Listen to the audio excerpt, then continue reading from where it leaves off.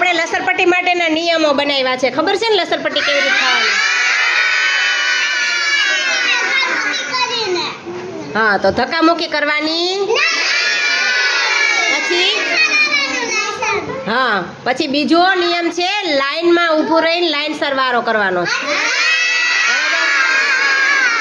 અને ત્રીજું કે લસરપટ્ટી ઉપરથી લસરપટ્ટી ખાવાની છે, નીચે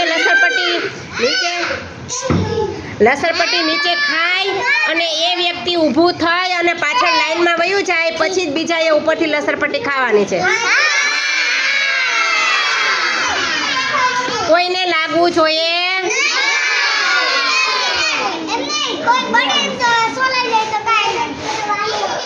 ના, પણ લાગે ને એ રીતે જ ખાવાની હોય લસરપટ્ટી. આપણે બીજે બગીચામાં જઈએ છીએ તો ત્યાં લસરપટ્ટી આપણે કેવી રીતે ખાઈએ, આપણે પડી ન જાય એનું ધ્યાન રાખવાનું.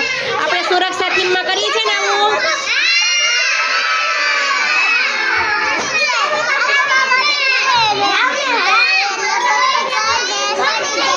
અને લસરપટ્ટીમાં લાઈનમાં ઊભું રહેવાનું, વચ્ચે કરવાનું.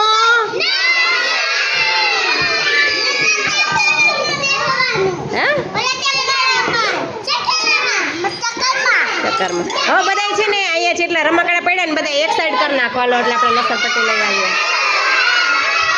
લસરપટ્ટી ખાવાનો એટલો બધો ઉત્સાહ હોય. એ આવો પાર્થભાઈ આવો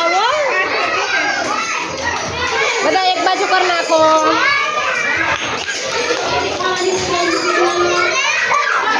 ચાલો આ બાજુ આવી જાઓ. ખાવી છે ને લસરપટ્ટી?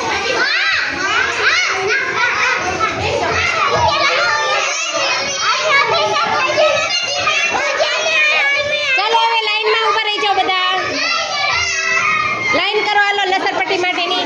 ધક્કામુક્કી કરશો એટલે હું કાઢીશ જ નહીં, બરોબર? એટલે લાઈનમાં ઊભા રહી જાઓ બધા.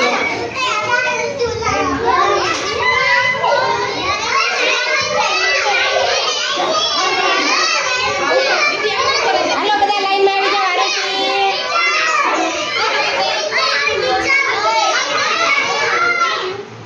હાલો પાર્થ લાઈનમાં આવી જાઓ બધા. હાલો એ જો નાના બાળકો હોય ને એને આપણે પહેલા ખાવા દેવાનું હો. નવા આવ્યા હોય ને તો એને આપણે ધક્કા નથી મારવાના, આપણે સપોર્ટ કરવાનો છે. તમે લોકો બધા મોટા છો ને તો નાના બાળકોનું આપણે ધ્યાન રાખવાનું છે. સમજાણું ને?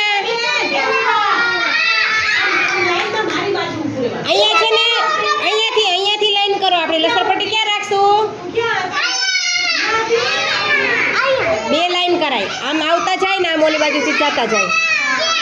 અમારે મિત્રો જગ્યા ઓછી પડે છે અને બાળકો વધારે હોય ને તો લસરપટ્ટીની જગ્યા ઓછી થાય. દક્ષાબેન લસરપટ્ટી લઈ આવતા બાજુ. હા, ત્યાં ઓલું વજનનું ઓલું પડશે તમારી માથે.